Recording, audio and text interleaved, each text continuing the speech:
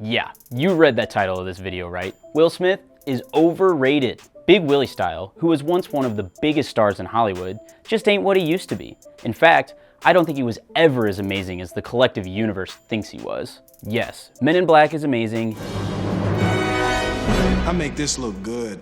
Yes, I still listen to Summertime and Gettin' Jiggy with it. But overall, Will Smith's career has been pretty With Gemini Man, he's added another spectacular flop to his resume. There's a pattern here, and I've got the data to back it up. But before I get into it, go down and hit subscribe. We're growing our channel, and doing so is just one of the ways you can support us. First of all, it's been a long damn time since Will Smith was in a good movie. When I say good, I mean according to critics. And my measure of good is 70% or higher on Rotten Tomatoes. Will hasn't had a movie with a Rotten Tomatoes score of over 70 since Enemy of the State in 1998. 1998! That was 21 years ago. His career Metacritic score is 51. To give those of you who are still convinced that Will is one of the most talented actors in Hollywood some context, here's the average career Metacritic score for some other 90s movie stars. Leonardo DiCaprio, 63. Brad Pitt, 64. How about Tom Cruise? 60. Chris Tucker, 57. Denzel Washington, 62.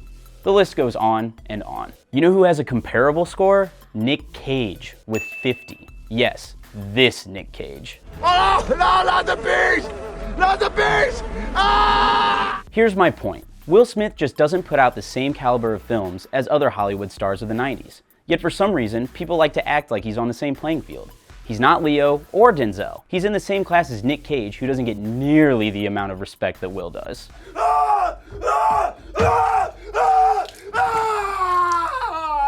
Will is the king of movies that will play non-stop on FX every Sunday. And you know what? That's okay.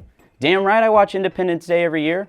iRobot, sure. Bad Boys, I still bump the soundtrack. Those are fun movies, but they're not great. They're overrated. On top of all that, Will's been seriously struggling as a leading man at the box office. Gemini Man?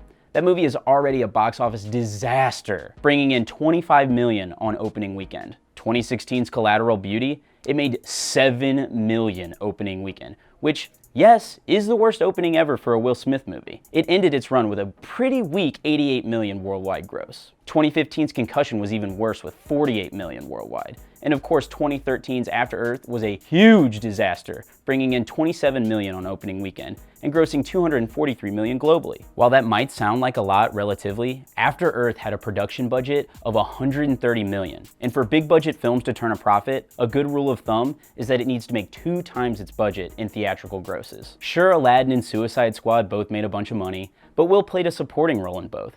And both of those films are franchise films. So if you're keeping up here, we've got a huge movie star who's consistently appeared in average movies and can no longer seem to sell a ticket solely based on his star power. But I'm not done. Will Smith is boring. He plays it safe at all times. Will Smith is perpetually taking commercial roles over anything with substance. It's not like he just hasn't had the opportunities here, people. He's notoriously passed on projects that are actually interesting. Prime example, The Matrix. I mean, I guess it's good that he admittedly still kicks himself about this, but still. Boys in the Hood? Nah. Rush Hour? Nah. What are you doing, Will? You know what all-star performances he had instead of those roles? Wild Wild West, The Legend of Bagger Vance, and Bad Boys. All rotten, all objectively bad films, save for that badass Wild Wild West song. Okay, you might say, he was busy in the 90s, and he couldn't take every role.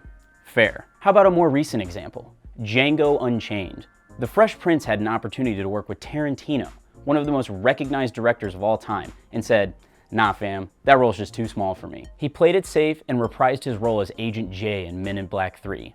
Riveting stuff, Will. As Gemini Man proves, it appears Will Smith's greatest enemy is himself. So in closing, we've established that Will hasn't been in a great movie in decades. He has a history of passing up huge roles that turned out to be great, and has a consistent track record of putting out average movies that don't bring in a profit. Am I saying Big Willie is a bad actor? Absolutely not. He's just a bad movie star who hasn't been able to sustain long-term success. Do you agree that Will Smith is overrated? Think he's underrated? Or just rated? Whatever. Can we just end it at whatever, because I don't care about their opinion? Because they're wrong. Whatever. Whatever your opinion is, sound off in the comments and be sure to stick with CinemaBlend for all your entertainment news and opinions.